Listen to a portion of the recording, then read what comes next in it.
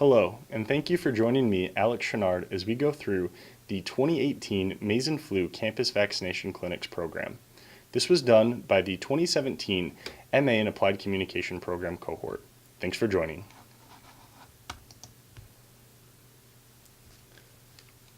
First off, I'd just like to reference how we had a background and some goals.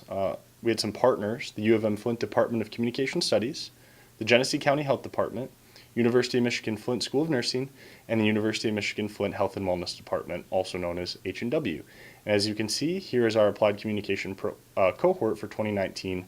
Below there, special shout out to Dr. Heather Seipke, who was our director and helped guide us through. A little bit of background. In 2017, we started this program, and throughout we were planning on doing this program of some sort where we partnered with a community partner to hopefully guide them and help them and really grown our ability as communication professionals and consultants to utilize those skills that we've learned in our applied communication program. Our main goal is to increase the vaccination population within the Genesee County area, specifically with focus on HPV and flu prevention.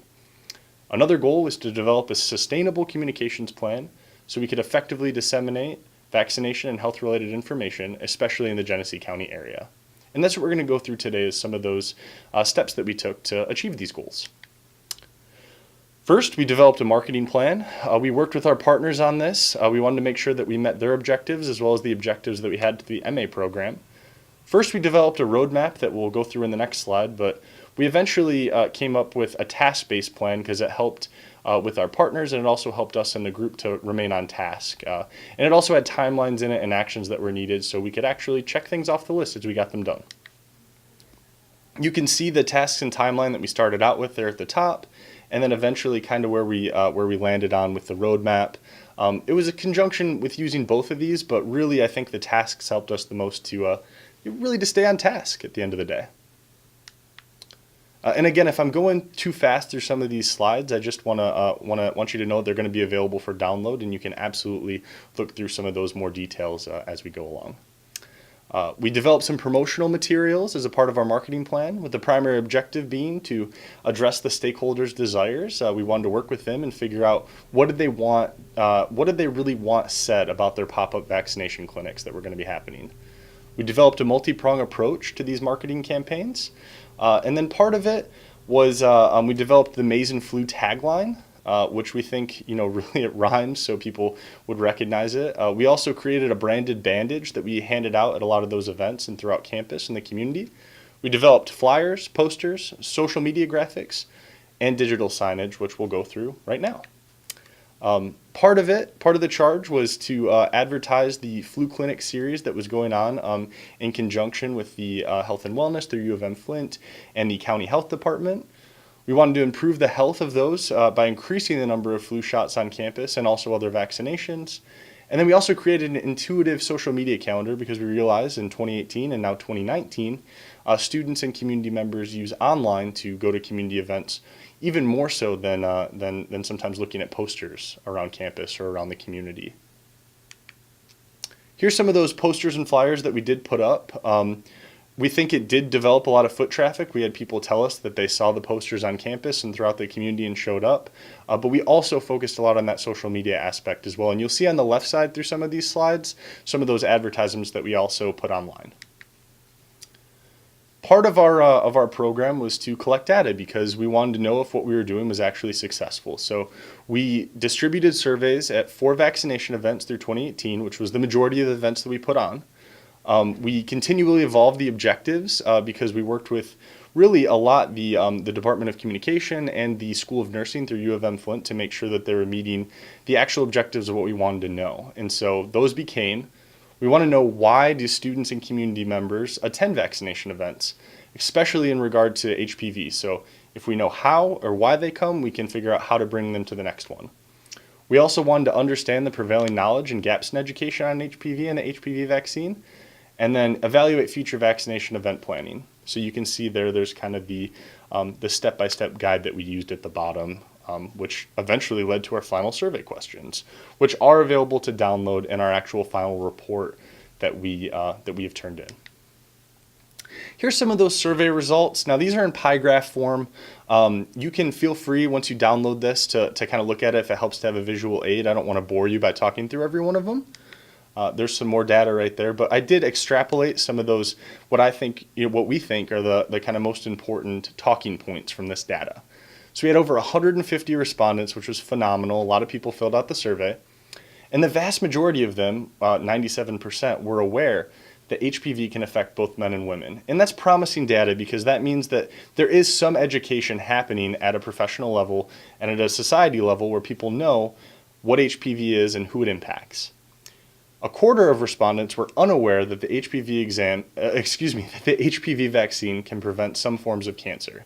So that means a quarter of people didn't realize that this HPV vaccine can, in some cases, and most cases, completely lower your chances of getting cancer associated with HPV. And so it really shows the importance of the work that we're trying to do. We want to eventually save people's lives. The majority of respondents identified as white, of non-Hispanic origin, female, and between the ages of 34.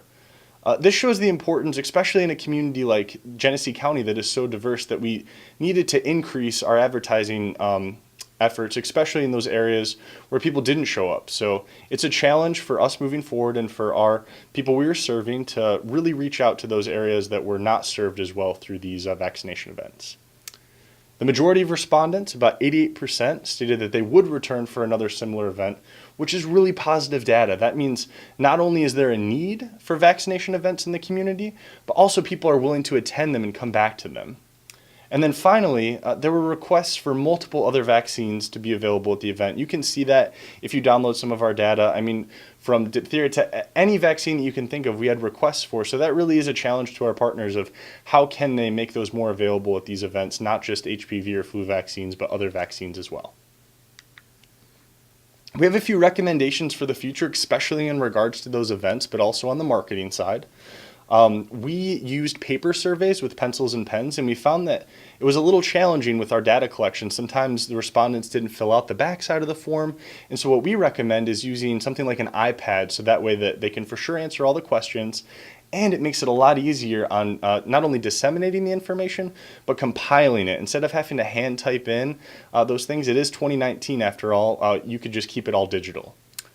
Another thing we recommend is increasing the visibility and the signage happening at the events. I realize that sometimes events don't allow you to have giant signs, but as much as they will allow, we recommend having people walking out, engaging with people, encouraging them to come by and get a free vaccine.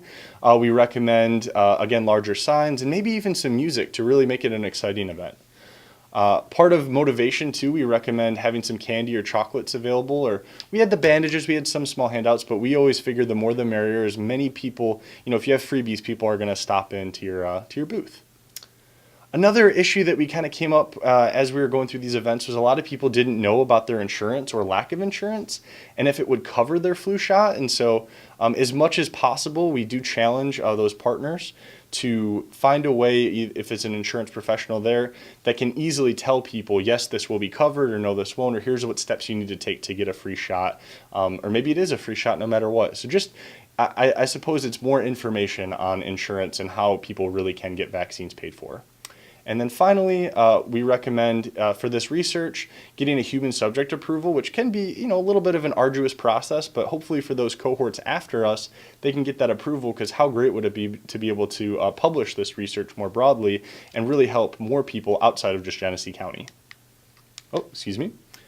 Not finally, but some of our goals updated. So we did all of this marketing, we did all these recommendations, we worked with our partners, and were we successful? And I'd say the answer overall is yes. We had a need to increase the vaccination population within Genesee County, especially in immediate regard to flu and HPV.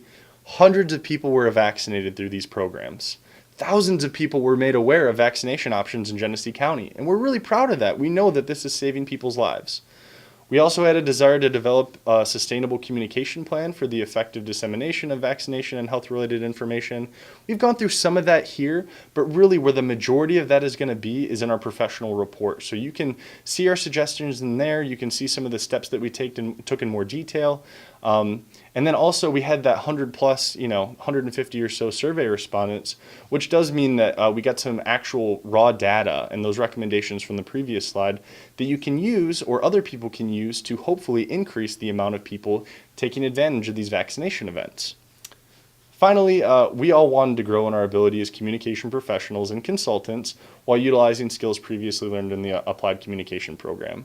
I'm sure that future iterations of this program will be different, and we learned a lot through it, right? So we learned how to come together as a group, how to work with multiple partners throughout the community. So it wasn't like we were partnering with just the School of Nursing. We had numerous partners, and I think some of the lessons that we learned were that you really have to get everyone in a room together and you have to get on the same page. And so we grew so much as communication professionals throughout this entire process and really think it was a worthwhile endeavor. I'm sure there were some stressful nights, there was some confusion, but at the end of the day, we were all working towards the common goal, ideally of growing individually, but also saving lives at the end of the day. And finally, we just want to say a big thank you. Thank you to Dr. Seipke and her family for their financial support and time support. Thank you to the Groundwork Studio here at U of M Ann Arbor for allowing us to use the studio. Thank you to C Vodka for their financial assistance. Thank you to the Genesee County Health Department, University of Michigan Flint School of Nursing, University of Michigan Flint Health and Wellness Department, and the University of Michigan Flint Department of Communication Studies. Finally, we just want to thank you for taking some time out of your day to learn a little bit more about the work that we did and hopefully give you some suggestions if you are planning on doing your own vaccination event of how to make it amazing. Go Blue.